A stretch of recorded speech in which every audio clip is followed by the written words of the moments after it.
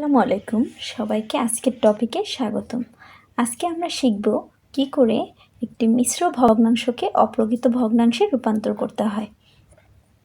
এক্ষেত্রে আমরা দুটি পদ্ধতি অনুসরণ করতে পারি, একটি সাধারণ পদ্ধতি আর একটি গ্রিডের সাহায্যে। সাধারণ পদ্ধতিটি আমাদের সবার কাছে কম বেশি পরিচিত। গ্রিডের সাহায্যে সমাধান করাটা খুবই সহজ।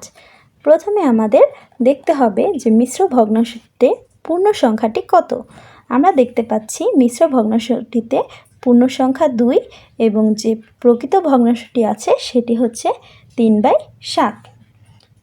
এখন এই 2 মানে কি 1 আর 1 2, তার মানে এখানে কয়টি পূর্ণ সংখ্যা রয়েছে? এখানে দুটি পূর্ণ সংখ্যা রয়েছে। সবার প্রথমে আমাদের এখানে দেখতে হবে পূর্ণ সংখ্যা কয়টি। পূর্ণ সংখ্যা হলো 2 এবং এই যে প্রকৃত ভগ্নাংশ আছে এই প্রকৃত ভগ্নাংশের জন্য আমাদের মোট এই পূর্ণ সংখ্যা 2 এবং প্রকৃত ভগ্নাংশ মিলে মোট 3টি সমান আকারের বক্স নিতে হবে। তো শুরুতে আমাদের এরকম 3টি সমান আকারের বক্স নিতে হবে। বক্স নেওয়া হলে আমাদের এই যে আমরা ভাগগুলো দেখতে পাচ্ছি এগুলো আসলে কিভাবে এলো।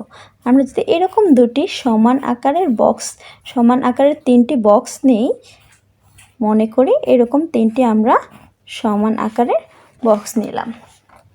তো সেই ক্ষেত্রে আমরা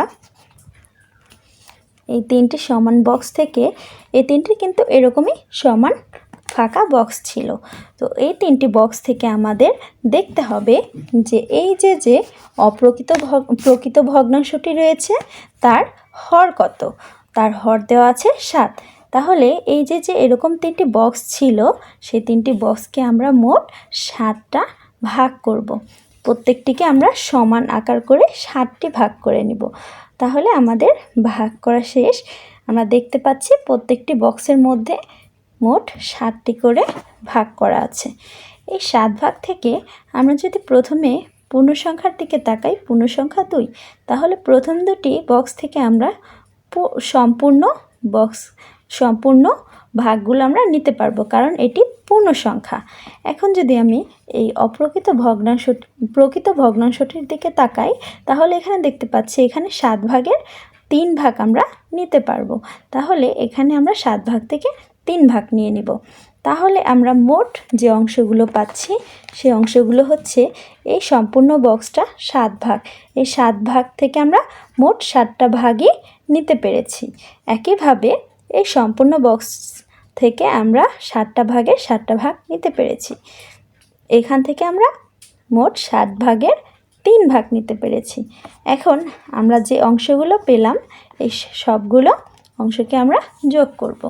সবগুলো ভগ্নাংশকে এবার আমরা যোগ করে যোগ করার ক্ষেত্রে দেখতে পাচ্ছি এখানে যে হরগুলো রয়েছে হরগুলো প্রত্যেকটি সমান, সেটি হলো 7। তাহলে আমাদের লসাগু হবে 7।